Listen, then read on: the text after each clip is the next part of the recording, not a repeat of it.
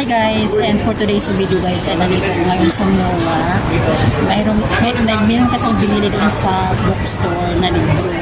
Alam nyo, nagustuhan ko talaga. Ipakita ko sa inyo guys yung libro. Kasi nagustuhan ko talaga yung author kasi parang bet ko talaga yung author. Parang ano kasi siya, nagustuhan ko yung cover. Tapos parang maganda din yung ano niya, yung parang content na maganda. Kaya binili ko. Medyo pricey siya, pero pero okay lang naman yun kasi 'di ba? Invest in yourself nga, sabi nga nila. So wala talagang malang masama kung mangarap ka. Lahat ng gusto mong gawin sa buhay mo, gawin mo for as long as hindi ka nakakasakit ng tao. Diba kasi ang lahat ng tao gusto mangarap, gusto tumaas, gustong iangat nila ang kanilang mga sarili. So bakit mo pipigilan ang taong mangarap? Diba? Ako dati guys, i-share ko pala sa inyo kung paano ako nagsimula sa pagbablog. Although kumikita naman ako sa YouTube, sumasahod na ako sa YouTube at nagpapasalamat din ako. Way back 2020, mas nauna akong nagbablog sa YouTube kaysa sa Facebook kasi dati wala pang bayad sa Facebook. Pero nagpo-post pa din ako ng mga videos doon. Una talaga ako na sumahod sa YouTube. Hindi naman kalakihan yung sahod ko dati. Ang tandang-tanda ko pa yung una kong sahod sa YouTube. $181. So ang conversion noon nasa mga 10,000. Hindi ko alam, nakikita pala ako ng ganon. Tapos nung nalaman ko na may sahod talaga pala, so ginanahan na ako magawa ng video. Tapos nung nagtatrabaho na ako guys, tinigil ko. Parang kumbaga hindi na ako consistent sa pag-upload dahil busy ako. Siyempre puyat na puyat ka pa. Kasi nakakapagod kaya mag-edit ka ng video tapos yung tawag noon, magyan pa ng mga kung ano-ano abubot yung video mo para kumanda. Ang tagal, para gusto ko na lang matulog. Pero nung naka-adjust na ako sa trabaho ko, bumalik na naman ako sa pagpa-vlog. Tapos yun, nakasahod na naman ako sa YouTube. Nung nalaman ko na may kitaan din sa Facebook, sumali din ako. So nung 3 years ago lang ako nagsimula sa Facebook. Nung nagsimula ako sa Facebook, 138 followers lang talaga ako. Nagtatawanan pa ako ng mga kasama ko, ng mga kapatid ko, ng mga pamilya ko, kaya para akong tanga. Tapos sino naman daw magbabayad sa Facebook, wala naman daw bayad, John, scam daw yun. Kaya, pero hindi ako nakikinig sa kanila kasi gusto ko talagang gawin. Nung sumahod na ako sa Facebook, yun, nag-vlog na rin sila. O, diba? Ganun ang Pinoy. Ang Pinoy, pagkauna, pagtatawanan kanila, pagkatapos naging successful ka, gagayahin kanila, tapos i-chismis kanila. Ganun ang Pinoy. Natural sa atin yon. Kaya tayo, wag tayong magpadala sa mga sinasabi ng ibang tao kasi yan sila, gusto talagang hatakin kanila pababa.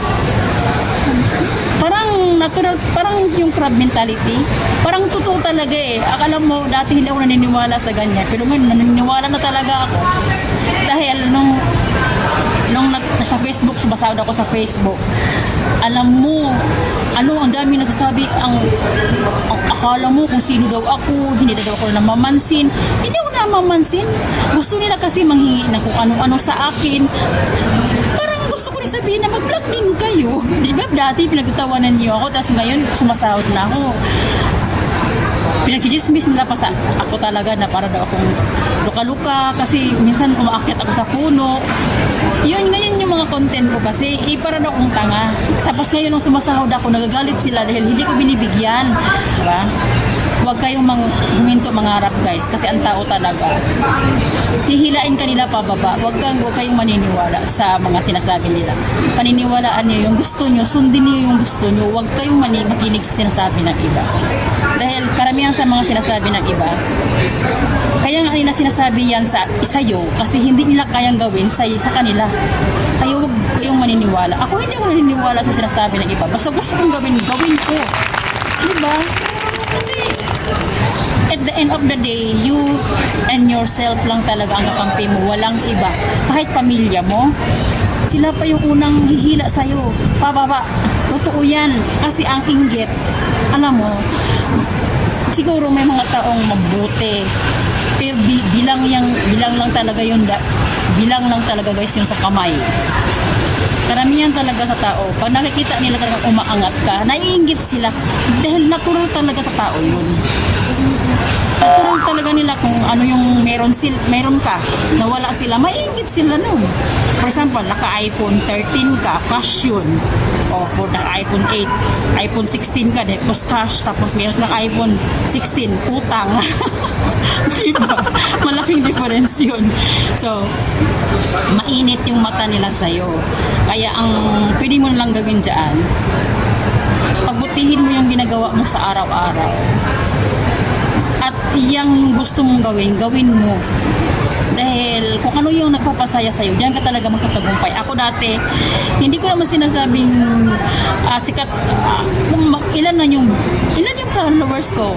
Diba? Kunti lang yung followers ko, pero kumikita ako sa YouTube, kumikita ako sa Facebook, kumikita ako sa TikTok.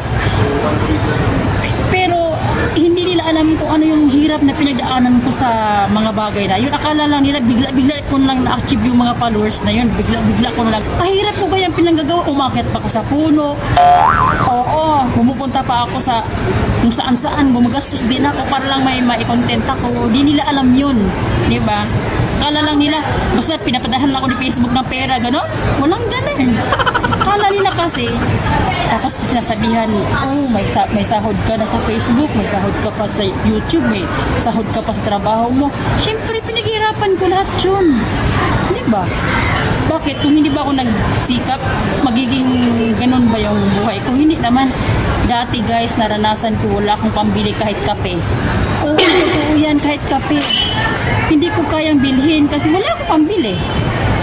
Pero ngayon, nung nag-flex ako ng mga kape, kung saan ako nagpupunta, sabi lang mayabang daw, pang na daw. Talaga guys, kaya ang pwede nyo lang gawin, magsusumikap kayo, gawin nyo yung mga bagay na nagpapasaya sa inyo. Dahil doon kaya talaga kayo magpatagumpay. Thank you for watching. Bye. Yan lang yung update natin.